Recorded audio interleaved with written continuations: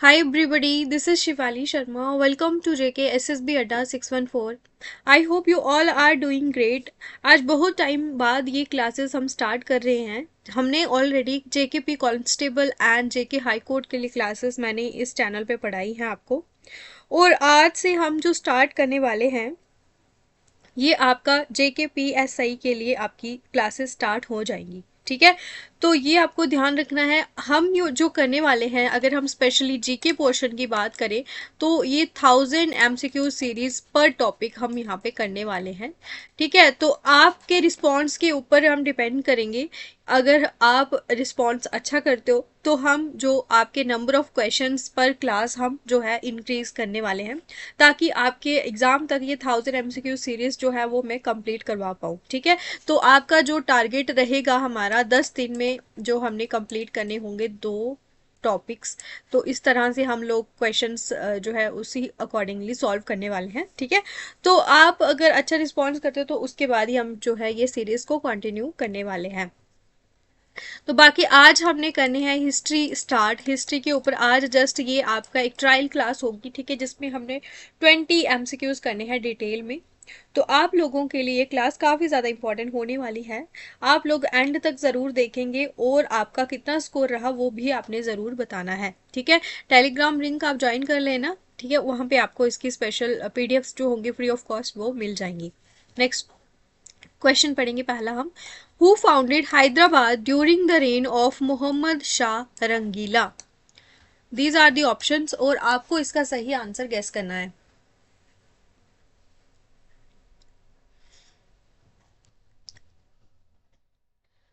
इस क्वेश्चन का सही आंसर होगा आपका निज़ाम उल मुल्क ने आपकी हैदराबाद स्टेट जो है ये फाउंड करी थी. कब करी थी? 1724 में. ठीक है, तो ये आपको ध्यान रखना है. और उस टाइम पे कौन था यहाँ पे, किसका रेन था? मोहम्मद शाह रंगीला का, जो कि आपके क्या थे? ये आपके 12th मुगल एम्परर थे, मोहम्मद शाह रंगीला. ठीक है, और बात करें हम निज़ाम उल मुल्क की तो ये एक मुस्लिम लीडर था और ये एक पावरफुल मेंबर था. अगर मुगल कोर्ट की बात करें उसका ये एक पावरफुल मेंबर था. ठीक है, और इसके अलावा इसको हैदराबाद का सूबेदार भी अपॉइंट करा गया था. ठीक है, मोहम्मद शाह के द्वारा, यानी कि मोहम्मद शाह रंगीला के द्वारा हैदराबाद का इनको सूबेदार अपॉइंट करा गया था. और अगर हम बात करें एज अ वजीर यानी कि एज अ प्राइम मिनिस्टर, इन्होंने जो सर्व करा था मुगल एम्पायर में 1722 से लेके 1724 तक इन्होंने एज ए वजीर भी सर्व करा हुआ है. तो ये आपको इनके बारे में याद रखना है. नेक्स्ट क्वेश्चन पढ़ेंगे हम. Who founded the independent state of Awadh?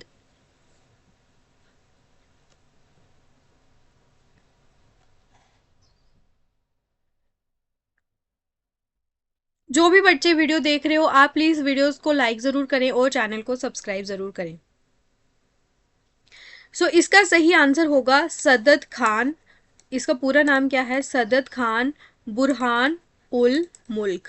ठीक है, तो इन्होंने आपका ये अवध स्टेट जो है as a independent state found करी थी. ये भी कब करी थी? 1724 AD में.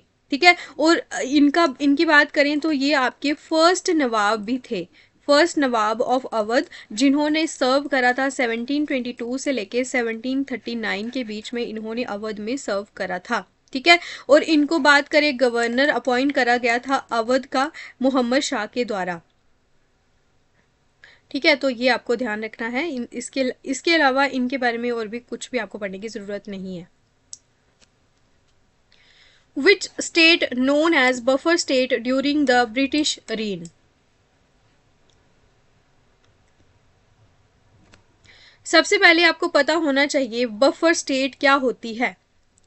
ठीक है, बफर स्टेट आपको एक तरह से बैरियर जो है के तरीके से काम करती है. ठीक है, और अगर मान ले उस टाइम पे ब्रिटिश का एरर था, ब्रिटिशर्स और जितने भी ब्रिटिशर्स को थ्रेट था, बाहर के जो इंडिपेंडेंट रूलर्स थे वहाँ पे उनको उनसे क्या था? पोटेंशियल थ्रेट था. तो उनके बीच में जो जो स्टेट्स होती थी वो एज अ बफर स्टेट जो है, पर्टिकुलरली बात करें नॉर्थ में उनको मराठा से बहुत ज़्यादा डर था. ठीक है, क्योंकि मराठास का इंटरफेरेंस हो जाता था ब्रिटिश टेरिटरीज में. तो अवध जो है as a buffer state act करती थी.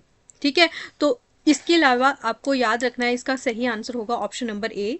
तो अवध का एक स्ट्रेटेजिक लोकेशन था ड्यू टू इट्स ज्योग्राफी, ठीक है, जिसकी वजह से ये एक आपकी नेचुरल बफर जोन थी ब्रिटिशर्स और बाकी जो भी पोटेंशियल थ्रेट था उनके बीच में, ठीक है। और ब्रिटिश कंट्रोल जो कि डायरेक्टली यहाँ पे, मतलब अगर बात करें ब्रिटिश के द्वारा यहाँ पे डायरेक्टली कंट्रोल नहीं था, लेकिन यहाँ पे ब्रिटिशर्स का बहुत ज़्यादा इन्फ्लुएंस था और इसी वजह से उसको यहाँ पे एज अ प्रोटेक्टिव जोन की तरह सर्व करा जाता था, किसको, अवध को, ठीक है। तो इसके अलावा आपको पता होना चाहिए जो वैरन हास्टिंग्स है उसकी जो पॉलिसी थी, ठीक है, अवध को उन्होंने as a buffer state use करा था, ठीक है। और ये आपको इसके बारे में बस इतना ही याद रखना है। Next question, Tipu Sultan was the ruler of which state?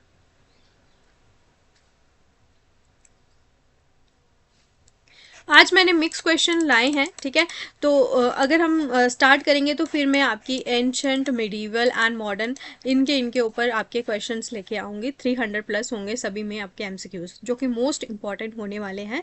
Considering your PYQs also, I will bring all those MCQs that are important and you have to subscribe this channel if you want to watch these videos for your upcoming exam. So Tipu Sultan को मैसूर का क्या बनाया गया था, ruler बनाया गया था, जो कि आपका साउथ इंडिया में है, ठीक है, कर्नाटका में, ठीक है। और यहाँ पे इन्होंने रूल किया था कब से कब तक, 1782 से लेके जब तक इनकी डेथ हुई थी 1799 में इनकी डेथ हुई थी, ठीक है। और इनका जन्म जो हुआ था वो कहाँ पे हुआ था, देवान हाली, कहाँ पे हुआ था, देवान हाली में इनका जन्म हुआ था, जो कि अभी जो है ये आपकी कर्नाटका बेंगलुरु का पार्ट है। और टीपू सुल्तान की बात करें तो ये आपके किसके जो है बेटे थे, ये आपके हैदर अली के बेटे थे टीपू सुल्तान, ठीक है, जिन्होंने आपका मैसूर में आपका रूल करा था। टीपू सुल्तान से पहले हैदर अली ने जो है यहाँ पे रूल किया था। और टीपू सुल्तान को बोला जाता है टाइगर ऑफ मैसूर, क्या बोला जाता है, टाइगर ऑफ मैसूर भी बोला जाता है।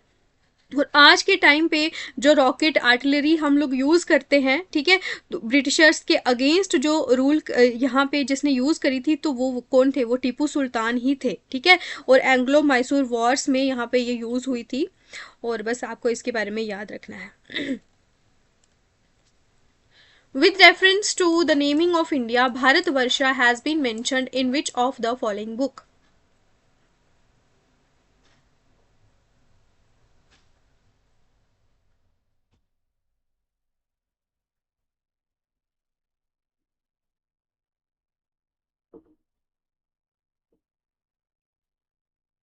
बात करें हम अष्टध्यायी की, तो अष्टध्यायी किसने लिखी हुई है, पाणिनि ने, ठीक है। तो अष्टध्यायी में ये जो भारतवर्षा टर्म है, ठीक है, जो कि एंशियंट संस्कृत ग्रामर के अकॉर्डिंगली ये टर्म है, ये आपकी यूज हुई थी, ठीक है। तो भारतवर्षा इस बुक में से आपका लिया गया था, ठीक है।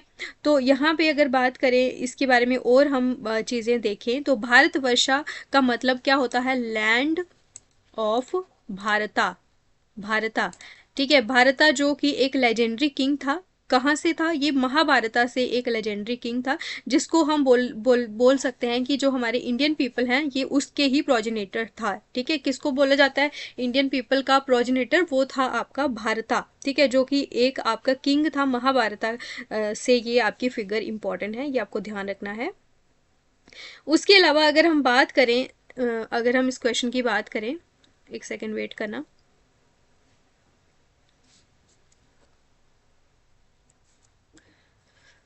ठीक है। तो नेक्स्ट क्वेश्चन हम पढ़ेंगे इसके बारे में। नेक्स्ट क्वेश्चन है, India is named as Aryabhatta due to inhabitant of which of the following?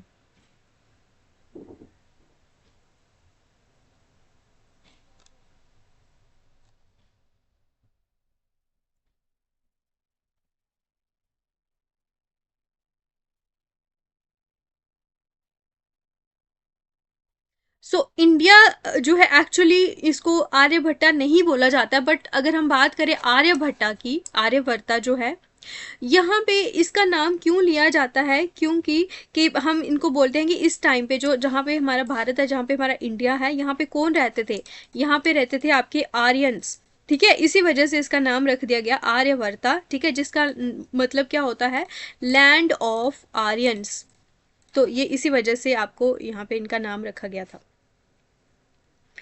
Next question, who is called the father of Indian archaeology?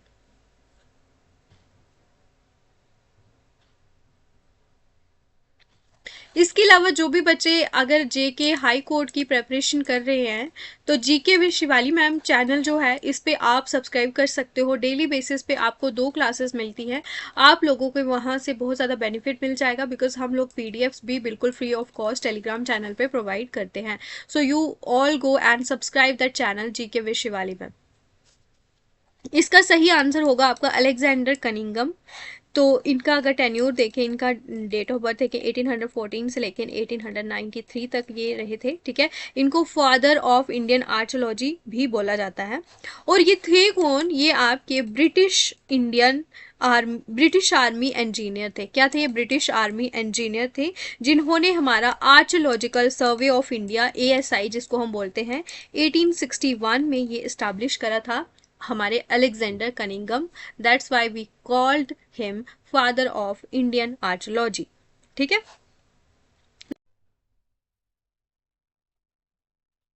Next question है आपका, एपिग्राफी क्या होती है?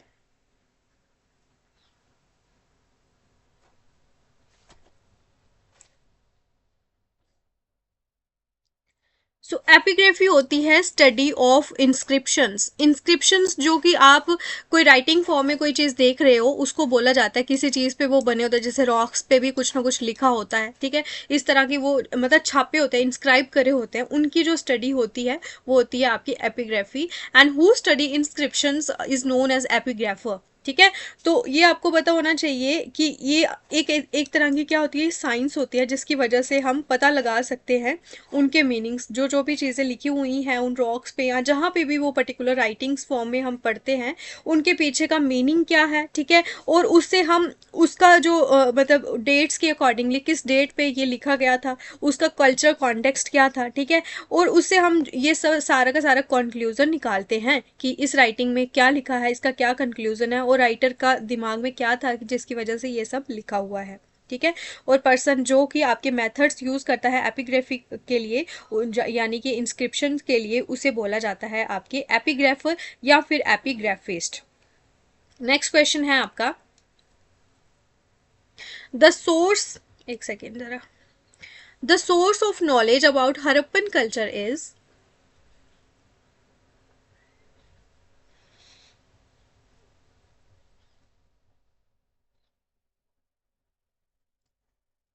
तो सबसे इम्पॉर्टेंट सोर्स अगर बात करें जहाँ से हमें हड़प्पन कल्चर के बारे में पता चला था तो वो है आपका आर्कियोलॉजिकल एक्सकेवेशंस। हमने बहुत सारे ऐसे एक्सकेवेशन करे हैं, खुदाइयाँ करी हैं जिसकी वजह से हमें इनके बारे में बहुत सारी चीज़ें पढ़ने को मिली हुई हैं, ठीक है। तो इन एक्सकेवेशन से हमें इनका जो रिकॉर्ड है वो सब मिला हुआ है, ठीक है। इनका कुछ कुछ रिमेन्स हमें मिले हुए हैं, ठीक है। जैसे कि अगर हम बात करें, हमें हड़प्पन पोर्ट्स के बारे में पता चलता था कि वहाँ पे पॉलिश्ड पोर्ट्स थे, उनसे हमें पता चलता है कि वो कितनी ज़्यादा वेल डेवलप्ड आपका कल्चर था, सिविलाइजेशन थी, ठीक है। और भी बहुत सारे ऐसे आर्टिफैक्ट्स हमें उस पीरियड में मिले थे। अब हमें यहाँ पे कुछ स्ट्रक्चरल रिमेन्स भी मिले हुए हैं जिसमें हमें ये भी दिखा है ग्रेट बाथ जो कि आपका मोहनजोदारो में है, ठीक है। तो यहाँ पे हमें बहुत सारे उनके ग्रेनरीज के बारे में पता चला है। हड़प्पन कल्चर जो ग्रेनरीज बनाते थे बड़े बड़े जहाँ पे ग्रेन वगैरह रखते थे, और उनके हाउस कैसे होते थे, ठीक है, उनके वेल्स कैसे होते थे, उनका ड्रेनेज सिस्टम वेल डेवलप था। तो आज का जो मॉडर्न ड्रेनेज सिस्टम उसका ही आपको देख सकते हो नमूना वहाँ पे आपको मिला था। बहुत सारी आपकी सील्स वगैरह आपको मिली हैं, स्क्रिप्ट्स मिली हैं जो कि आर्टिफैक्ट्स पे मिली हुई हैं। ये भी एक इम्पॉर्टेंट सोर्स ऑफ इंफॉर्मेशन माना गया है, ठीक है। तो इंस्क्रिप्शंस भी आपको जो आपके सील्स होते थे ना उसको आपके कुछ ना कुछ लिखा होता था, इंस्क्राइब करा होता था, वो सारी की सारी इंस्क्रिप्शंस आपको वहाँ पे मिली थी। मेसोपोटामियन सिविलाइजेशन जो कि आपकी ये है हड़प्पन सिविलाइजेशन, ठीक है। तो यहाँ से हमें पता चला था। Next question, the site of Harappa is located on the bank of river. तो ये हड़प्पन साइट जो है ये आपकी रिवर रावी के बैंक पे है। रावी जो है ये आपकी इंडस की एक ट्रिब्यूटरी है और ये आपकी पंजाब में है। रावी रिवर कहाँ पे है? पंजाब में है, ठीक है। तो हड़प्पा आपको पता है ये एक आर्कियोलॉजिकल साइट है, ठीक है। किसकी? जो हमारी इंडस वैली सिविलाइजेशन की जो पहली आर्कियोलॉजिकल साइट थी वो आपकी हड़प्पा थी, ठीक है, जिसकी हमने खुदाई करी थी, एक्सकेवेट करा था। और जो इंडस वैली सिविलाइजेशन की बात करें तो ये आपकी ब्रॉन्ज एज सिविलाइजेशन थी, जो कि इंडियन सब कॉन्टिनेंट जो है उसके नॉर्थ वेस्टर्न पार्ट में आपकी फ्लरिश हुई थी, ठीक है। और ये जो आपकी हड़प्पन साइट है ये आपकी कहाँ पे थी? नॉर्थ वेस्टर्न पार्ट में। और ये साइट एक्सकेवेट किसने करी थी? उनका नाम था आपका sir John Hubbert, HUBBERT Marshall, ठीक है। तो इन्होंने इसको एक्सकेवेट करा था 1921 में, और ये आपको ध्यान रखना है। और इसके बारे में हम एक और चीज़ बताएं, जो मोहनजोदारो है ना, ये बात करें, ये इसका अगर साइट जो हड़प्पा है और मोहनजोदारो, तो मोहनजोदारो सबसे बड़ी है जो कि इंडस रिवर के किनारे है, और ये आपकी हड़प्पा ये सेकंड है। साइज में बात करें मोहनजोदारो बड़ी है, हड़प्पा छोटी है। Next question, the discovery of Harappan civilization was इन।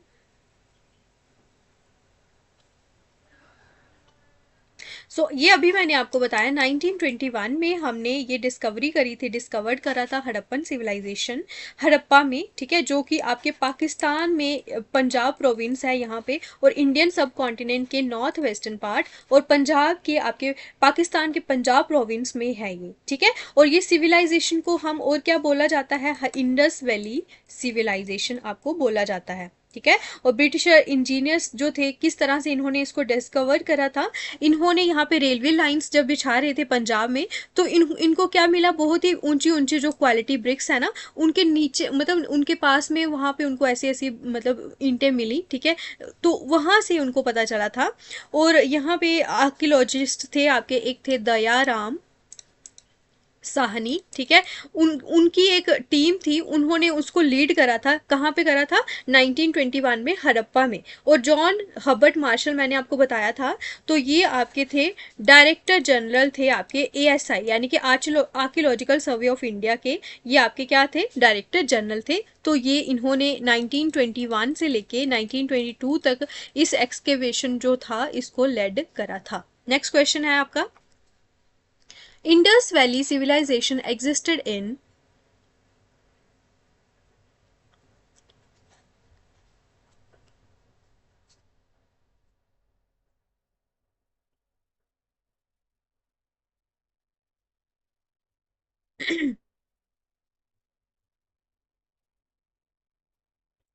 इसका सही आंसर होगा आपका इंडस वैली सिविलाइजेशन आपकी हिस्टोरिकल एज में एग्जिस्ट करती थी। तो ये आपको ध्यान रखना है, ये आपकी क्या है? एक ब्रॉन्ज एज सोसाइटी है। और ये इसके बारे में आपको एक चीज़ याद रखनी है, इसको हम हड़प्पन सिविलाइजेशन भी बोला जाता है। और इंडस वैली सिविलाइजेशन जो है ये आपकी अर्लीस्ट नॉन अर्बन कल्चर जो है इंडियन सब कॉन्टिनेंट में अगर कोई है तो वो है आपकी इंडस वैली सिविलाइजेशन, ठीक है। क्योंकि ये आपकी सिविलाइजेशन यहाँ पे अर्बन प्लानिंग के लिए आपकी जानी जाती है, ठीक है। यहाँ पे बेग्ड ब्रिक हाउसेस बने हुए उसके लिए जानी जाती है। और एडवांस ड्रेनेज सिस्टम और वाटर सप्लाई सिस्टम यहाँ पे था, ठीक है। तो यहाँ पे इस सिविलाइजेशन में बहुत सारी आपकी न्यू टेक्निक्स भी आपको डेवलप हुई थी जब हम इसको एक्सकेवेट कर रहे थे। यानी कि यहाँ पे हम हैंडीक्राफ्ट्स की बात करें, मेटलर्जी की बात करें, ये सब आपको यहाँ पे इस सिविलाइजेशन में मिलता था, इसी वजह से इसको बोला जाता है। Next question, Which Harappan city is divided into 3?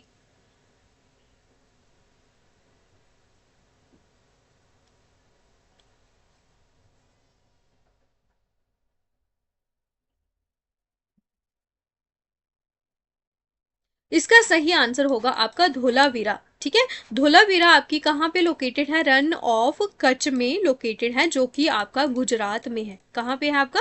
Gujarat में है रन ऑफ कच्छ इंडिया का, ठीक है। और ये आपकी लार्जेस्ट हड़प्पन साइट है, और इसको एक तरह से अगर हम उस टाइम की बात करें तो एक ग्रैंड सिटी थी। क्या थी ये? एक बहुत बड़ी सिटी थी धोलावीरा, ठीक है। और यहाँ पे आपको इसके बारे में यही याद रखना है। और हड़प्पन की जो बाकी की जो सिटीज़ हैं, ठीक है, तो उसके मतलब उसको छोड़ के जो धोलावीरा है ना, इसको आपके 3 पार्ट्स में डिवाइड करा गया था। तो ये आप ध्यान रख लें। Next question, first Anglo Mysore war was fought between English and which ruler?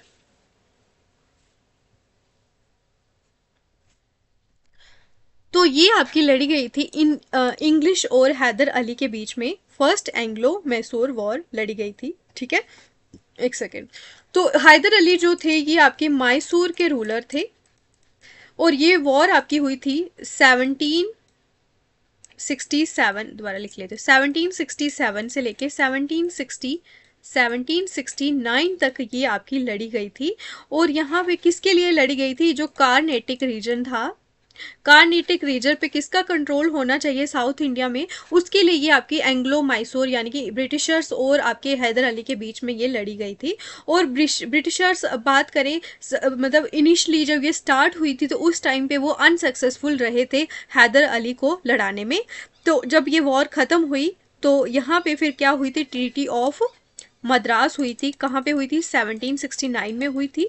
तो ये आपको ध्यान रखना है। और इस ट्रीटी में क्या रखा गया था? जो हैदर अली है उसको रूलर बना दिया गया था, उसका जो स्टेटस को था यानी कि जो उसकी पोजीशन थी उसको अनचेंज करा गया था, उसको as a ruler of Mysore जो है ये रिकॉग्नाइज कर दिया गया था। Next question.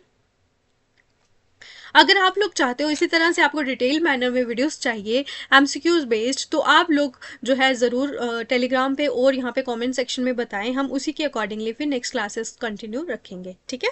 और जो भी बच्चे जेके हाई कोर्ट की प्रिपरेशन कर रहे हो, GK with Shivali ma'am channel subscribe कर दें। विच of the following dynasty built the famous Ellora caves?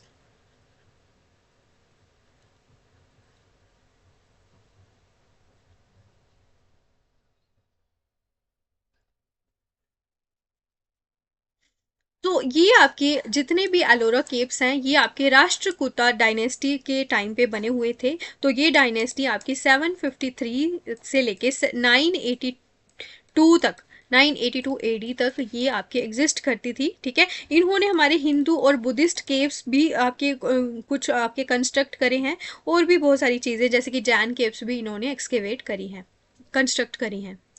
When was battle of Plassey fought? तो ये आपका इजी क्वेश्चन होगा, ये सबको ही आना चाहिए।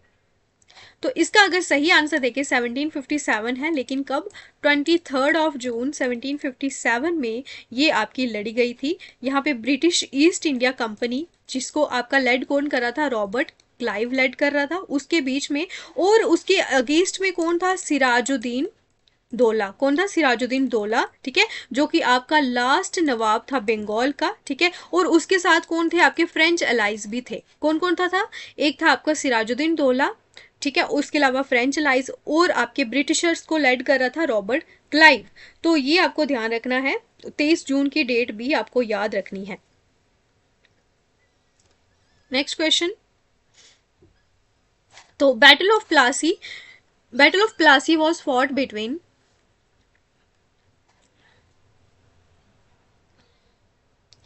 ये आपकी मैंने अभी बताया था Sirajuddin Daula and Robert Clive के बीच में हुई थी। कहाँ पे हुई थी? ये प्लासी जो एक क्या था? विलेज था। ये विलेज था कहाँ पे था? ये बंगाल में। तो यहाँ पे ये हुई थी। तो सिराजुद्दीन की जो आर्मी थी उसको लीड कौन कर रहा था? मीर जफर। तो मीर जफर जो इसको लीड कर रहा था, और यहाँ पे एक डिसाइजिव विक्ट्री हुई थी किसकी? British east India company. और यहाँ पे अगर बात करें ब्रिटिश रूल जो इंडिया में स्टार्ट हुआ था, जो बिगिन हुआ था, तो यही बैटल, जो बैटल ऑफ प्लासी ही इसका एक स्टार्टिंग पॉइंट था। उसकी वजह से ही आपका ब्रिटिश रूल यहाँ पे स्टार्ट हुआ था। और इस बैटल की वजह से जो ब्रिटिश ईस्ट इंडिया कंपनी ने फिर जो ट्रेड उनको प्रिविलेज मिले हुए थे उसका मिस यूज करना स्टार्ट कर दिया, ठीक है। और इसी वजह से हमारे जो ब्रिटिशर्स यहाँ पे आए थे वो बहुत ज़्यादा पावरफुल हो चुके थे इकोनॉमिकली और मिलिट्री, अगर बेसिस पे देखें डिफेंस बेसिस पे, तो वो बहुत ज़्यादा पावरफुल हो चुके थे। Battle of Buxar was fought between?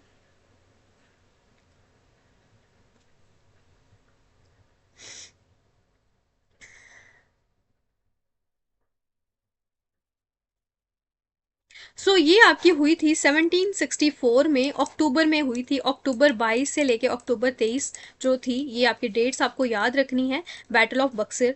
और इस बैटल ऑफ बक्सर में कौन कौन थे? एक तरफ थी आपकी ब्रिटिश ईस्ट इंडिया कंपनी, और दूसरी तरफ हमारी कंबाइंड आर्मी थी इंडियन स्टेट्स की। कौन कौन थी? British east India company and combined forces of all Indian states. और ये बक्सर, बक्सर कहाँ पे है आपका? बक्सर आपका बिहार में है, तो यहाँ पे ये लड़ी गई थी, ठीक है। और ब्रिटिशर्स को कौन लीड कर रहा था? ब्रिटिशर्स को लीड करा था मेजर हेक्टर, तो माउस से लिखना मुश्किल है तो इसी वजह से आप बस सुन ही लो, ठीक है। मेजर हेक्टर मुनरो इनको लीड कर रहे थे, ठीक है। और यहाँ पे हमारे जो इंडियन स्टेट्स थे ना, उनके बारे में आपको याद रखना है। एक तरफ थे आपके मीर कासिम, जो कि आप बंगाल के नवाब थे। उसके बाद आपके शुजाउद्दौला थे, जो कि नवाब ऑफ अवध थे। फिर शाह आलम सेकंड थे, जो कि एम्परर थे मुगल एम्पायर के। और बलवंत सिंह थे, जो कि आपके बनारस स्टेट के महाराजा थे। और बैटल ऑफ बक्सर का आउटकम क्या निकला कि जो ब्रिटिश ईस्ट इंडिया कंपनी थी, ये आपकी बैटल को जीत लेती है, ब्रिटिश ईस्ट इंडिया कंपनी। और यहाँ पे इनको बंगाल और बिहार का क्या मिल जाता है? कंट्रोल मिल जाता है। और मुगल का जो इन्फ्लुएंस था इस रीजन में, बंगाल और बिहार में, वो सब आपका खत्म हो जाता है। और इसका कॉन्सिक्वेंस ये था कि जो ट्रीटी ऑफ इलाहाबाद है, वो आपकी साइन होती है 1765 में, बैटल ऑफ बक्सर के बाद। उसकी वजह से फिर ये वॉर जो है ये एंड हो जाती है, ठीक है। और ब्रिटिश ईस्ट इंडिया कंपनी जो है ये आपकी रूलर बन जाती है बंगाल की। और फिर इनको इकोनॉमिक कंट्रोल भी मिल जाता है बंगाल, उड़ीसा एंड बिहार तीनों का, ठीक है। Next question, which of the following was the most decisive battle which resulted in establishing the British rule in India?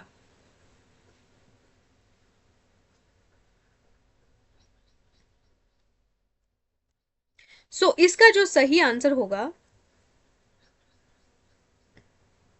अगर हम बात करें, पहली बार तो बैटल ऑफ प्लासी हुई थी 1757 में, लेकिन जो बैटल ऑफ बक्सर थी ना, वो डिसाइसिव बैटल थी, ठीक है, जो कि हमारे इंडियन फोर्सेस के अगेंस्ट थी ना, तो इसी वजह से इसका सही आंसर होगा आपका battle of Buxar. Next question, who was the ruler of Delhi during the battle of Buxar?